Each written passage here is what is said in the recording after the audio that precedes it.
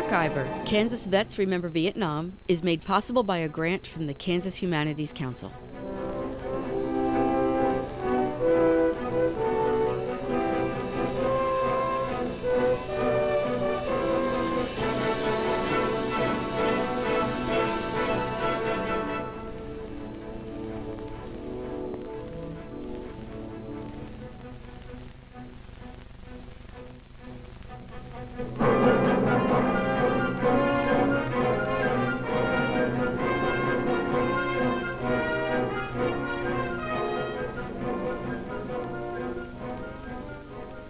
In Vietnam, as almost anywhere, a request for medical assistance usually begins with a phone call. But here the first response is the whine and spin of a rotor. This is the first link in a chain of evacuation to ensure that every combat patient will be promptly transported to the clinical facility required for initial, definitive, or convalescent care.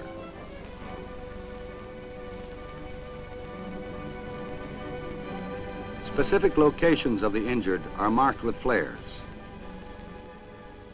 That's part of a 1967 Navy-produced film, one of probably hundreds shot in Vietnam by the military. Richard Schroeder was one of those links in medical care for wounded soldiers or Marines.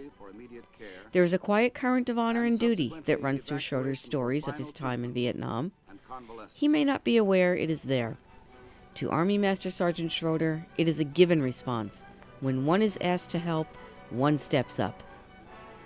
I'm Katie Stover, and Schroeder is the second military medical veteran in this Archiver series, and unlike most doctors, nurses, and medics, he made the Army a career. I went into service on June 6, 1968, which I always remember the entrance date because that was the anniversary of D-Day. So I went to Fort Leonard Wood in Missouri for basic. After that, I went to San Antonio for basic medical training, and then to Fort Lewis, Washington for advanced medical training, and then went to Vietnam. Schroeder was an Army medic stationed at the Fire Support Base in Song Bay Province, not far from the Cambodian border. Fire support bases were set up to provide artillery support for soldiers operating in the area. Schroeder spent almost 2 years in Vietnam with the 15th Medical Battalion attached to the 1st Cavalry. And you enlisted. You were not drafted. That's correct? I was not drafted. When I came out of college, I knew I was ripe for the draft. And in fact, I did get my draft notice that, report on a certain day. For induction. Well, the problem was that day that I was supposed to report for inductions was the first day of the finals for my last semester. And I said, no, that's not going to happen. So I went up to the Army recruiter, and I enlisted for medic training. And so I bypassed it. I took a 120-day delay so that I could I was supposed to report for duty in January, and so I was put it off until June. You wanted to finish your schooling first. 60, I wanted to finish schooling first. Why did you choose medic training? Well, my undergraduate degree was in biology, and I felt that was probably the closest thing to my field. However, I knew that being a medic was not the safest job in the world, especially in the Army, in the military. What did your family think of you enlisting? What were their reactions? Well, my mother, I was the only child, and my father, who she had divorced some years before, had been wounded at Battle of the Bulge, but she thought, well, you can get out because you're the only surviving son. I said, well, I'm not going to take that route. I felt it was my duty, per se. And so, and besides that, I had always wanted to be in the military in one form or another. I would like to have been in the Air Force or the military as a pilot, but that wasn't going to happen because I had glasses at the time. So, but anyway, I ignored her protests and went in. So everybody else, I had two uncles. I had one uncle that was killed in Korea. I had a couple of other uncles that had been in World War II. So we had a fair number of people in our family that had been in military, prior military service.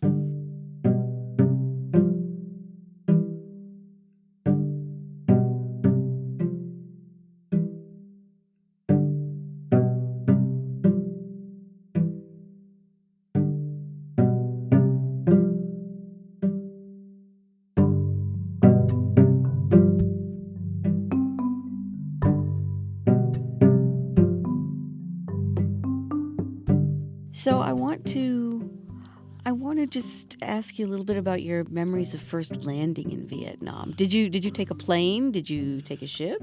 No, we took a plane. In fact, it was Jupiter Airlines, I think it was called. Or no, Saturn Airlines. Saturn Airlines. Now, about my first day in Vietnam, they opened the door. It was nighttime when we got there. They opened the door, and the first thing that hit you was the heat, humidity. It was tremendous. And so that's the first thing that, welcome to Vietnam type stuff. And we got off the plane, and then we got assigned sleeping quarters for the night. But the first thing that I remember is that unbearable heat that hit us when they opened the doors to the plane. I think they took us to Bien Hoa that night on buses and gave us our quarters. And then the next day, we got assigned to our where we were going to be assigned. And that's when I found out I was going to be with the first Cav. Air mobile operations are commonplace in the war in Vietnam. Helicopters used as transports, carrying men, weapons, and materiel, soaring easily over terrain obstacles that would have immobilized ground vehicles. Helicopters bombarding the enemy with rockets.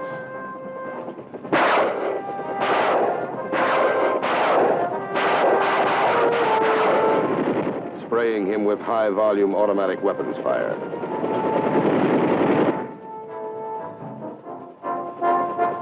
Helicopters as aerial cavalry, swooping down from the skies to achieve the classic effects of speed and shock action, but with immensely more firepower than ground cavalry.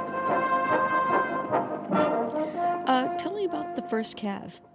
The first Cav, I should have brought something in. It has a reputation of having the biggest patch in the Army's collection of patches. Of the arm patches? The army patches that went on the shoulder.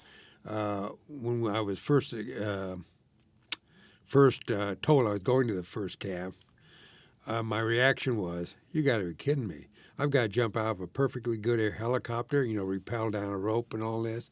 And luckily, I never did that. I never had to do it. They did teach me how to do it off of a 60-foot tower, but I never had to do it because I was back at the base camp.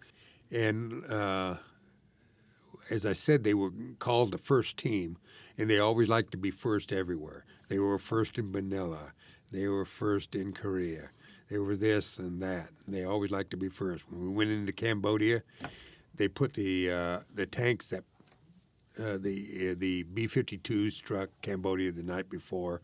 The Cobra gunships, helicopters, went in and strafed and lost strafing. And then when they went in on the ground, they put the armored unit under the operational control of the Cav. And so they were first in Cambodia. When asked to describe a typical day, Richard says no such thing exists. You could say that a regular day, there was no regular day, because some days were very slow and very monotonous, for lack of a better word. Other days were busy because we were getting wounded in and KIAs, killed in action. And as far as a regular day, now normally what we did was the day shift would come up about 8 o'clock, 7 o'clock in the morning. They'd come up to the treatment bunker and set up the treatment bunker in anticipation of wounded coming in. And then we sometimes would just sit around waiting for something to happen.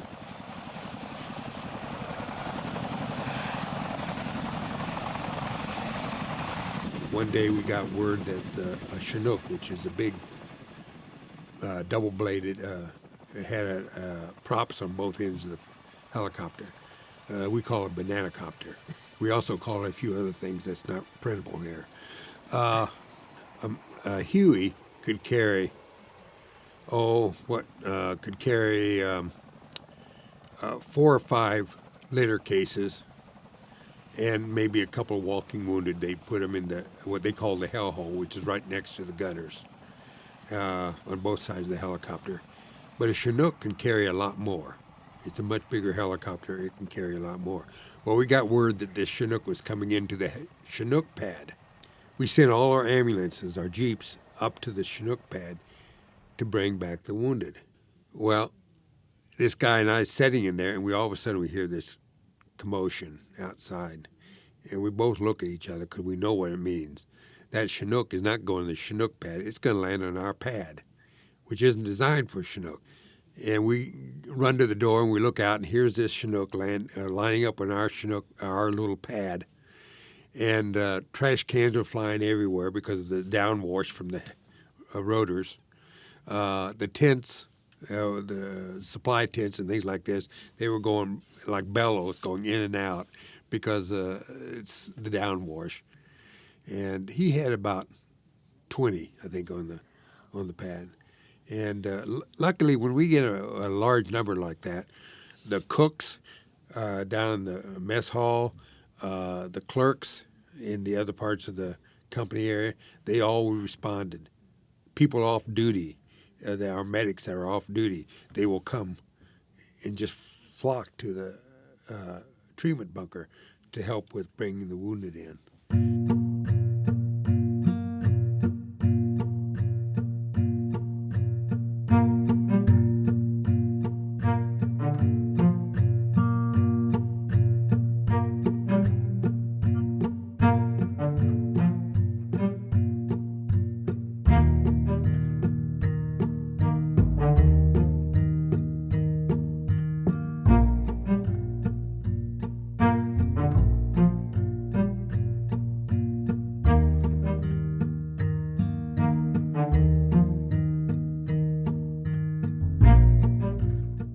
Richard's go-to story about his time in Vietnam is a positive one that makes his weathered face break into a wide, craggy, joyful grin.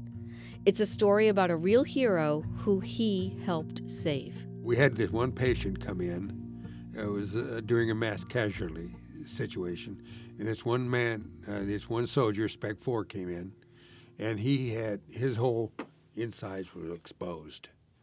His abdominal area is wide open. This one doctor and I worked with him.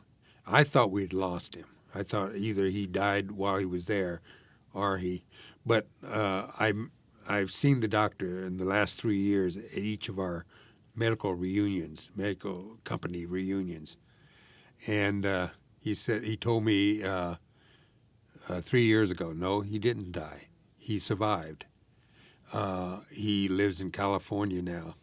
But I was told this last week when I was at the reunion in Williamsburg, Virginia, that he had been diagnosed with prostate cancer.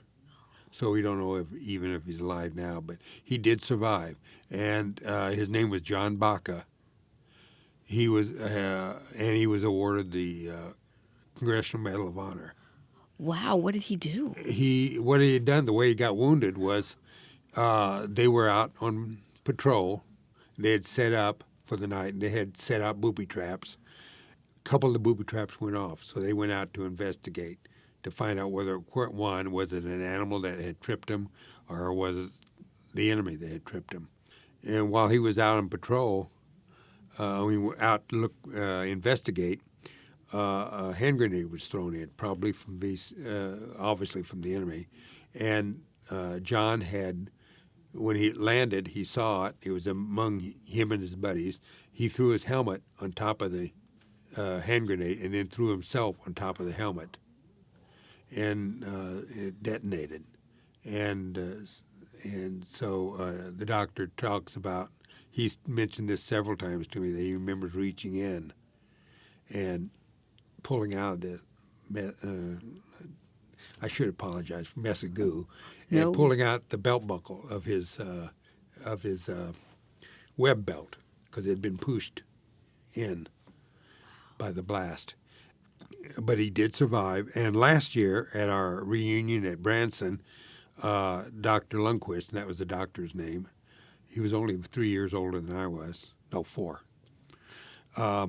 Anyway, he brought a what they call a challenge corn medallion, if you will, that John had sent to him to give to me and to him, because we were the ones that worked on him that day. It's just a commemoration of his Medal of Honor and the date he was wounded and all this. What a lovely gift. I wish I had brought it with me. It's a beautiful piece of medallion. What a lovely way to honor you and Dr. Lundquist. Yeah. And that's beautiful. My, that must have been a very scary moment for you to see. Yeah, because I can remember we had, I forgot whether we used paper towels or whether we used cloth, but we kept him moist because his intestines were exposed. And we were shooting IV fluids into him, trying to, there wasn't much we could do at our base because we weren't set up to do that. So we, as soon as we got a medevac chopper in, we evac'd him out to the one of the hospitals. But you were his first stop at saving his life. That was his first stop from the field.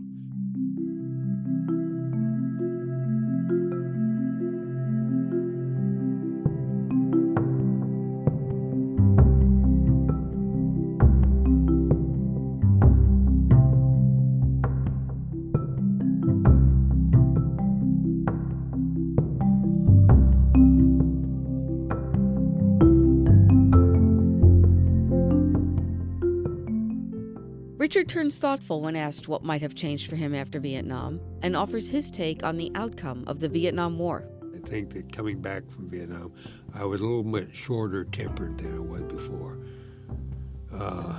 I still am short-tempered. But I don't think it changed me in a drastic way. It was a very maturing aspect of my life. One that I would not particularly want to do again, if you know. But if I got ordered to do it, I would do it. Now, going back to that, when Desert Storm occurred, I was still in the reserves. I was on orders to go to Kuwait as a medic. My wife wasn't crazy about it.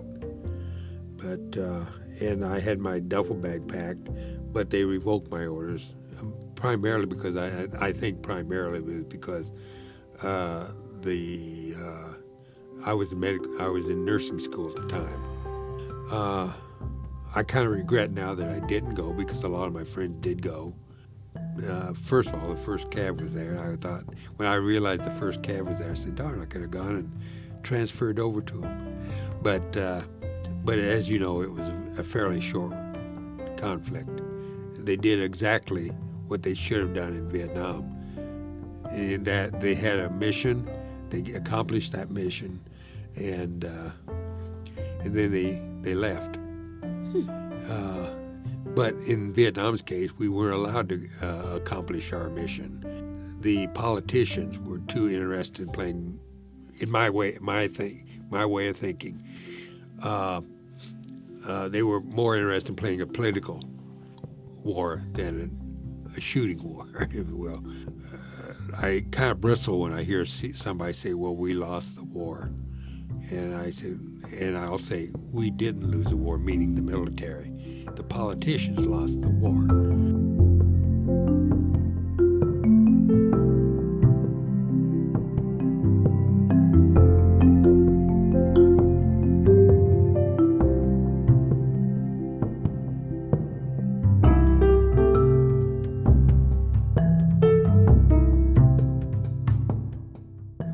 While I was on base,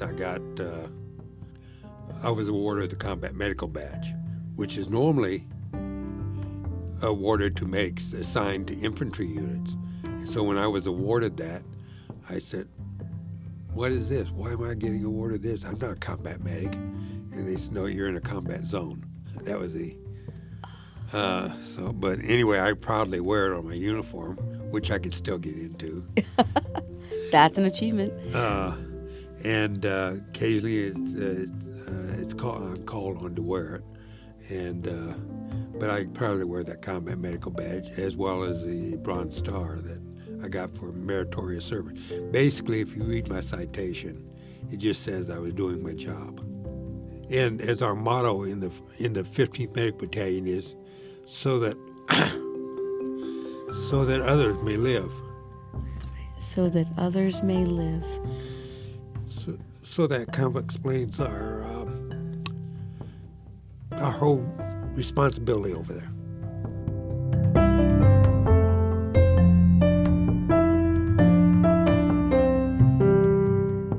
Richard Schroeder continued to serve his country, first in the Kansas National Guard and then the Army Reserve.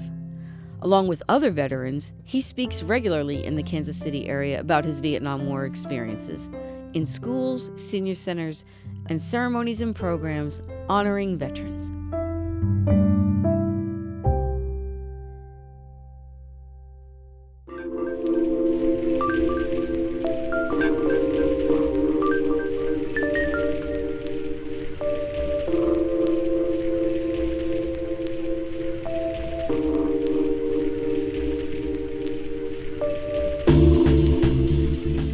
Next time on Archiver, Kansas Vets Remember Vietnam, retired Army Lieutenant Colonel Susan Bax from Tonganoxie is a rebel nurse with a cause.